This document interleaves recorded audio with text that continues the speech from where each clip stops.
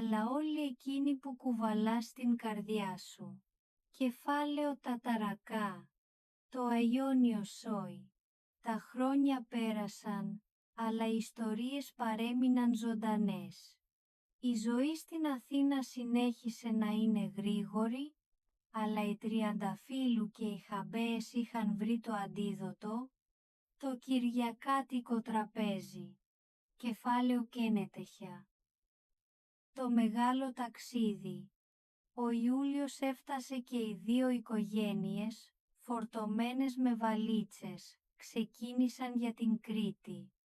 Ο Βαγγέλης, φορώντας ένα κοντομάνικο πουκάμισο με φουινικές, είχε ήδη αρχίσει να παραπονιέται. Κεφάλαιο Διεχασέιξα. Η άφιξη στον Παράδεισο. Η διαδρομή προς την Παλαιόπολη ήταν μία αποκάλυψη.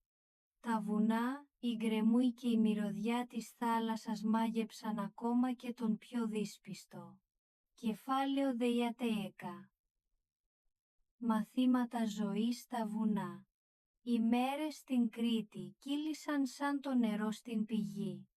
Ο Βαγγέλης και ο Μενέλαος κάθονταν κάθε απόγευμα στο καφενείο του χωριού. Κεφάλαιο Διατσιοχτά. Ο δεσμός που δεν σπάει. Το ταξίδι της επιστροφής βρήκε την οικογένεια διαφορετική. Οι καρδιές ήταν γεμάτες με κάτι πολύ πιο πολύτιμο. Νέες αναμνήσεις. Κεφάλαιο Δεχιανέα. Υπηρετός της προετοιμασίας. Ένας χρόνος είχε περάσει και η Χαρούλα είχε αποφασίσει ότι η ταρίδα η επέτειος του γάμου της δεν μπορούσε να περάσει απαρατήρητη. Κεφάλαιο Διάγκη, ο Μάνθος και η επιχείρηση μέλι. Ο Μάνθος αποφάσισε να φέρει το χρυσάφι της Κρήτης, το μέλι του. Αλλά ένα μποτιλιάρισμα στον Κηφισό τον κράτησε εγκλωβισμένο για ώρες. Κεφάλαιο Γένε 1.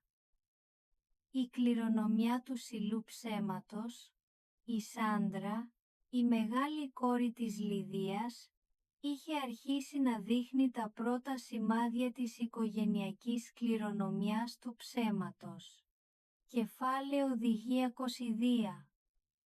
Η βραδιά της κρίσης. Το σπίτι των Χαμπαίων είχε μεταμορφωθεί σε μία αίθουσα δεξιώσεων. Η Αλεξάνδρα χάρισε έναν πίνακα που απεικόνιζε τον Βαγγέλη και τον Μενέλαο ως αρχαίους φιλοσόφους γύρω από μια κατσίκα. Κεφάλαιο Βίνια 3. Η μεγάλη εμφάνιση. Ο Μάνθος μπήκε μέσα, καλυμμένος από πάνω μέχρι κάτω με μέλι. Η δεξίωση μετατράπηκε αμέσως σε επιχείρηση καθαρισμού. Κεφάλαιο Διατιατέτσε. Ένας κύκλος που δεν κλείνει ποτέ. Το γέλιο τους αντίχησε στη νυχτερινή Αθήνα. Η πραγματική ευτυχία κρύβεται στις παρεξηγήσεις και στις επετείους που δεν πάνε ποτέ σύμφωνα με το σχέδιο. Κεφάλαιο Διακουπέτε. Η μεγάλη μάχη της δίαιτας. Η Αλεξάνδρα αποφάσισε ότι η οικογένεια έπρεπε να μπει σε μια αυστηρή δίαιτα αποτοξίνωσης. Ο Βαγγέλης ένιωσε την ανάγκη να παρέμβει με πυρομαχικά σουβλάκια. Κεφάλαιο Βιάντι 6. Ο μυστικός θαυμαστής και η Μπέλα. Η Μπέλα έβρισκε κάθε πρωί μια ανθοδέσμη.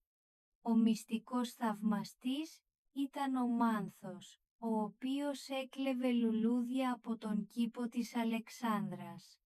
Κεφάλαιο Διαδιαιτεσέτα. Η κριτική επανάσταση στο διαδίκτυο. Ο Μάνθος άνοιξε λογαριασμό στο TikTok. Το πρώτο του κεφάλαιο Βιενταότο. Το φάντασμα του παρελθόντος. Η Χαρούλα βρήκε ένα παλιό γράμμα από μία σούλα από τη Θεσσαλονίκη. Η αλήθεια ήταν ένα εξώδικο για απλήρωτες αμοιβές από την εποχή που ο Βαγγέλης ήταν μάνατζερ. Κεφάλαιο 200. Η μεγάλη συμφιλίωση στο εξοχικό. Οι δύο οικογένειες έμειναν μαζί στο εξοχικό στην Εύβοια.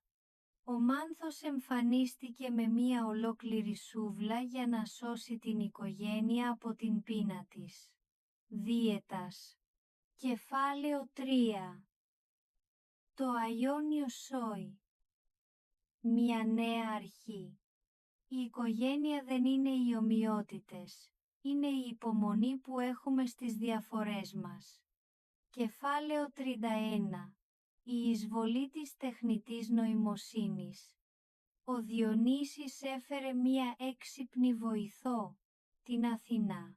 Ο Βαγγέλης την κατηγόρησε ότι είναι τσιράκι του Χουρδουβέλη, επειδή δεν του έφτιαχνε καφέ. Κεφάλαιο 32. Το κριτικό προξενιό του Μάνθου. Ο Μάνθος κάλεσε τη Μαρίκα από τα σφακιά για να την προξενέψει στον Κωνσταντίνο. Η Αλεξάνδρα το ονόμασε εισβολή των Δωριαίων στην Κηφισιά. Κεφάλαιο 33. Το μυστήριο του χαμένου κλειδιού. Ο Βαγγέλης έχασε το κλειδί της αποθήκης.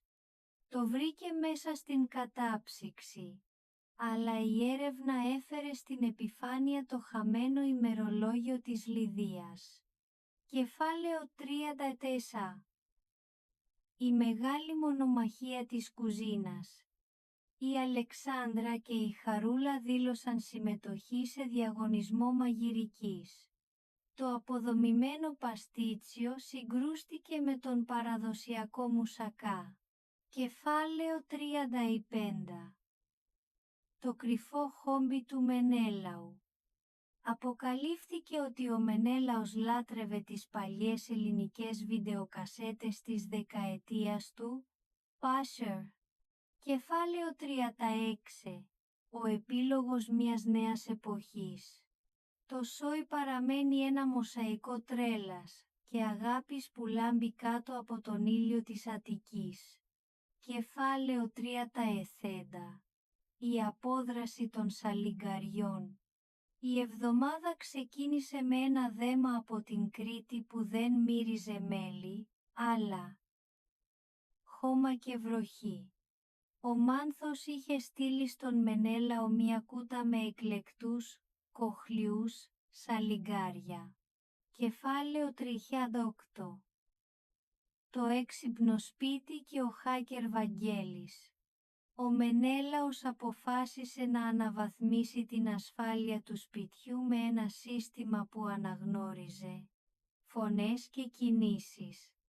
Το πρόβλημα ήταν ότι το σύστημα δεν αναγνώριζε την προφορά του Βαγγέλη. Κεφάλαιο 39.